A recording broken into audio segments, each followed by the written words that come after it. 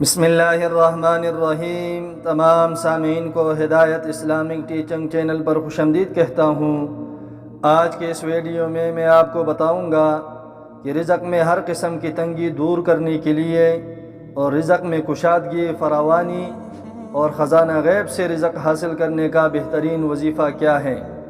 سامعین محترم، رزق میں تنگی دور کرنے کے لیے اور رزق میں کشادگی، فراوانی اور وسعت اور خزانہ غیب سے رزق حاصل کرنے کا بہترین وظیفہ یہ ہے، اگرچہ تمہارا رزق ساتوں آسمانوں کے اوپر اور ساتوں زمینوں کے نیچے ہی کیوں نہ ہو، تمہیں بآسانی، باسہولت اور بغیر تکلیف اور مشقت کے ضرور ملے گا۔ اور وہ وظیفہ یہ ہے، پارہ نمبر 25 سورۃ الشورى آیات نمبر 19۔ اس کو آپ نے فجر کے نماز کے بعد اور عصر کے نماز کے بعد 71 مرتبہ پڑھنا ہے، اور وہ کلمات اور وہ آیات مبارکہ یہ ہیں: اللہ لطیف بعبادہ یرزق من یشاء وہو القوی العزیز۔